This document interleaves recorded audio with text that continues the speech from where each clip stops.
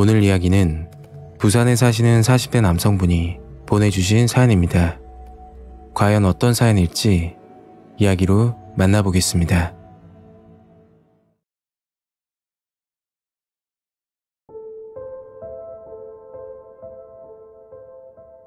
때는 7년 전에 있었던 일입니다.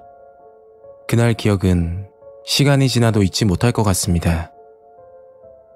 정말 섬뜩한 일이지만 한편으로는 안타깝고 제가 행동을 다르게 했더라면 결과는 어떻게 됐을지 후회가 들기도 합니다. 저는 40대 아들 둘을 데리고 있는 가장입니다. 아내와 함께 부산에 있는 홈플러스 안에 입점을 해서 의류 판매를 하고 있었죠. 생각보다 매출도 안 나오고 생활이 어려워지자 마감 타임 때 아내에게 매장을 맡기고 투잡을 하기 시작했습니다.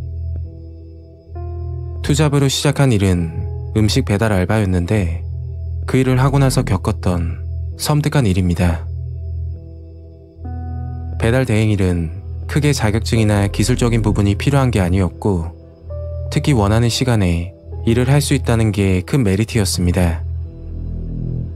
요즘에는 오전 반, 오후 반, 풀타임 등으로 인원을 뽑는다고 하던데 7년 전만 해도 원하는 시간에 일을 할 수 있었죠. 섬뜩한 사건이 있었던 날은 2015년 봄이 찾아왔을 때였습니다. 그날도 아내에게 마감을 맡기고 오후 6시쯤 배달 알바를 하러 갔을 때였죠. 지금도 생생하게 기억이 나는데 날씨가 흐리고 비가 조금씩 내리던 날이었습니다. 배달 특성상 비가 올 때는 시급이 올라가는 신기한 경험을 하게 되는데 비가 오면 위험하기도 하고 오토바이 타는 것도 불편하니 배달 기사분들이 퇴근하려고 하는 게 일상적이었습니다. 그런 이유 때문에 기사분은 부족하고 어쩔 수 없이 시급이 올라갈 수밖에 없었죠. 비옷을 입고 준비를 마친 뒤 첫 번째 콜을 잡아 음식점으로 향했습니다. 원칙으로는 그러면 안 되는 건데 배달하는 곳이 2군데 이상이고 거리가 가까우면 2가지 음식을 싣고서는 일을 하곤 합니다. 손님 입장에서는 불쾌하지만 같은 거리를 2번 왔다 갔다 하는 게 배달 기사들은 너무 힘이 들거든요. 특히 비 오는 날이면 더 그렇죠. 그날 목적지는 사하구 하던동에 있는 빌라였는데 빌라에서 2분쯤 떨어진 원룸에도 배달이 있어서 2가지 음식을 싣고서는 이동 중이었습니다. 원룸을 거쳐 빌라로 들어가는 게 빠른 길이기 때문에 원룸에 음식을 건네주고 곧장 빌라로 향하던 중이었죠. 비가 와서 빠르게 달리지는 못하고 천천히 운행을 하면서 빌라 쪽으로 가고 있는데 멀리서 남자분이 혼자서 걸어가고 있더군요.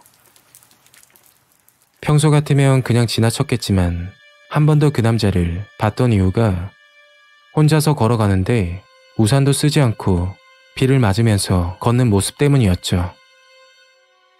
보통적으로 비가 올 때 우산이 없으면 뛰어가거나 비를 좀 피하는 게 대부분인데 그 남자는 천천히 걷고 있어서 눈길이 가더군요. 그리고 그 남자를 지나치려는 순간 갑자기 오토바이 쪽으로 다가오더니 길을 막아서는 겁니다. 사고라도 나는 줄 알고 정말 놀랐죠. 남자는 술에 취한 건지 알 수 없는 소리를 하기 시작했고 심지어 바닥에 누워 오토바이 바퀴를 잡고 소리를 치기 시작했습니다. 참 난감하더군요. 비도 오고 배달도 얼른 가야 하는데 주변에 도와줄 사람은 없고 결국 힘으로 그 남자를 떼어내고 빌라로 들어가 음식을 건넸습니다. 그리고 다음 콜을 잡고 오토바이 시동을 켜렸는데 조금 전 바닥에 누워 소리를 친 남자가 다가와서 삿대질을 하는 겁니다. 그 남자 얼굴을 봤더니 20대 초반 정도로 어려 보였고 술을 많이 마신 것 같더군요. 그냥 무시하고 가려고 했지만 제 몸을 툭툭 치면서 시비를 걸기 시작했죠. 지금 상황에 경찰을 부르게 되면 일도 못하고 들어가야 하기 때문에 그 남자에게 좋은 말로 타이르며 이야기했습니다. 대략 20분 정도 그 남자와 실랑이를 하다가 그 남자가 방심한 사이에 시동을 걸고 도망치듯이 그곳을 빠져나오게 되었죠. 그리고 새벽이 돼서 일을 마무리하고 집으로 들어갔습니다. 아내에게 오늘 이상한 남자를 만나서 정말 고생했다는 이야기를 하면서 잠자리에 들었죠. 일주일쯤 지나 일을 하던 도중 전화가 한 통 오더군요. 경찰이라고 하던데 처음에는 보이스피싱인 줄 알았습니다. 평소에 죄 짓고 살았던 적도 없고 범죄에 연루될 행동도 하지 않았으니까요. 그런데 형사님이 하시는 이야기를 듣고서는 뭔가 섬뜩한 기분이 들었습니다.